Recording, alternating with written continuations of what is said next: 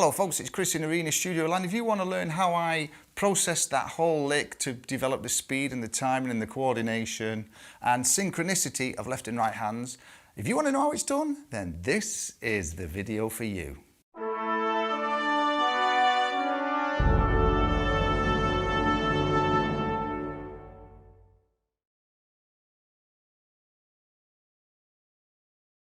So thanks very much folks for sticking around. You know how it works by now. Please give the channel a like and a subscribe. It makes my day.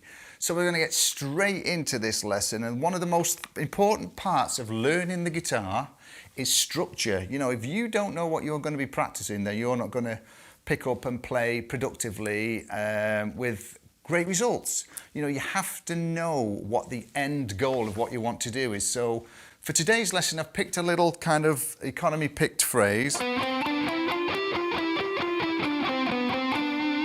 Okay, a little cycling lick there, and I've picked that for a specific reason. Because if, for an example, you want to learn how to play a piece of music or some chords or anything, you can adapt this whole lesson to suit those techniques according to what you want to do. So, like I say, for today, with this economy picked phrase, the most important bit is I'm going to say in my head, I'm going to learn this phrase, I'm going to learn how to do this. You've got the tab or whatever that you want to do, and you're looking to develop this phrase, this lick, this line, this song, whatever it is that you're working on, okay? So the most important bit, stage one of this, is technique. Okay, so again, if we haven't got correct technique, we're going to slow the journey down. That's the most important thing, is make sure that when we're picking, we're as effective as possible. It's up to you whether you go with a metronome. I would probably say yes, because a metronome is a great gauge of how much progress you're making with your speed, and it's a nice little reference there. But sometimes I won't use a metronome at all on anything because I find that it restricts me a bit. It stops me getting up to my maximum speed as quick as I possibly can.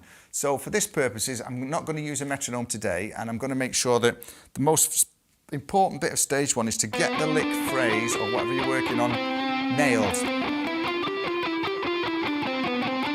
Okay, so this is how I would practice it. 1, 2, 3, 4, 5, and I would do 15 repetitions of that. I'd rest for a couple of seconds, then I would go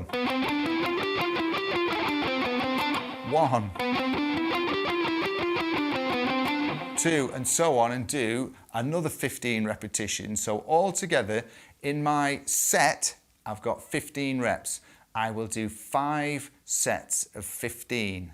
Okay, now the way that I work this is I know from my level of experience where I am at this point in time with playing that I can push this speed on this. So I'm going to try and play without the metronome at the maximum speed with a short break in between each repetition. A short break between each repetition, because that lets my brain go, reset, reset, reset. So this is what I'm trying to do. So again, I would look at trying to get the speed up. So I'll build up to a little bit of speed. Okay. Right, so I'm ready. So I'd go.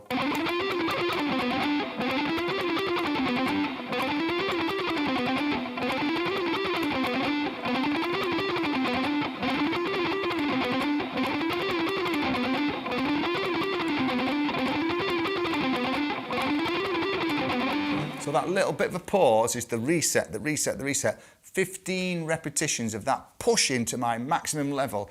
Now, if I go faster than that, this is probably what's going to happen. Is where it's all probably going to go, what's the expression? The musical expression is where it'll go, tits up.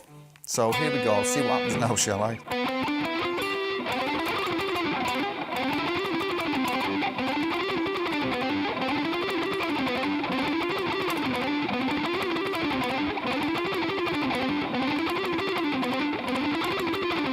So I got away with that. I would say that probably if I stuck with that for a few minutes, 80% of my repetitions, of those 15 repetitions, will be good. So I know that I'm in a good ballpark of where I can go. Okay, so with that technique, what we're doing is we're sprint, rest, sprint, rest, sprint, rest. It really does work, but you've got to make sure that 80% of what you're playing is good, okay?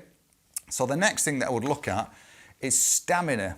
Okay, now to build stamina, we don't want the short bursts, we want duration. So again, I would look at something like this, where I can cycle the lick over and over.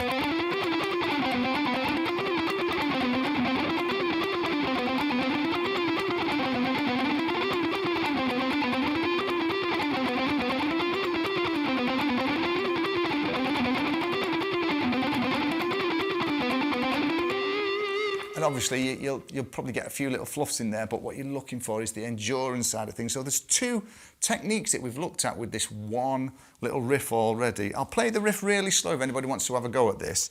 It's really quite weird this, where I can't kind of focus on what I'm doing picking hand, but I think it's economy picked. So I'm kind of doing this, I'll go mega slow.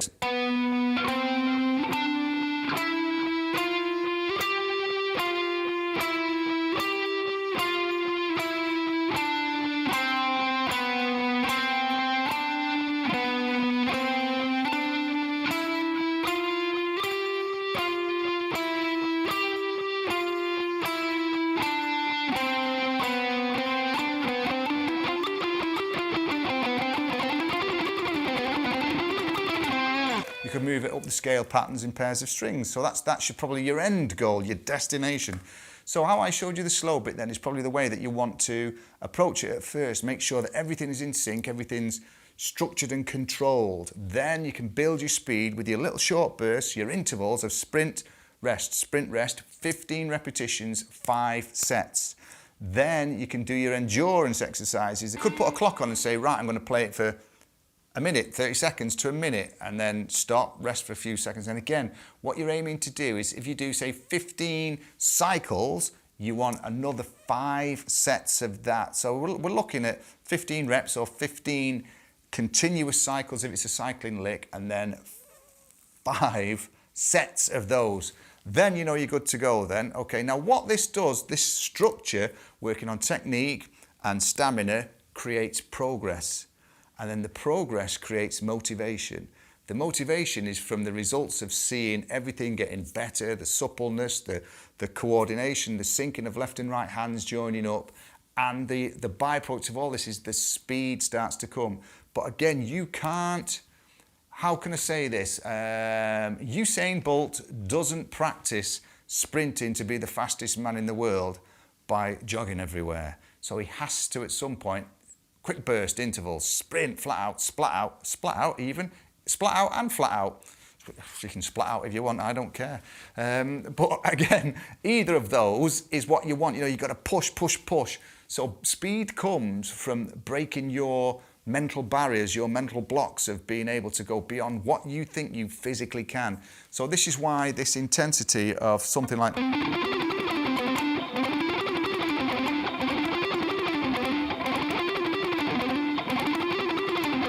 very important, because that's the interval training the likes of would do.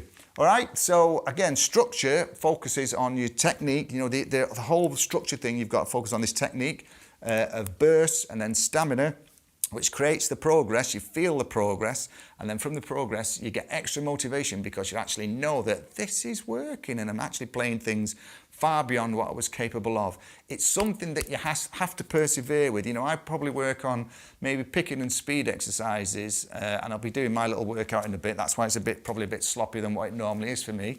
I would probably do that 45-50 minutes every day, or a minimum. If I can't get it in every day, I will make sure I do a minimum of 4 days a week on that with intensity. And the reason why sometimes I might miss a couple of days is because I get a little bit of ache from pushing. So it's like going to the gym. If you've overdone things a little bit, your muscles ache. It's not a bad sign as long as you've not got no pain or discomfort.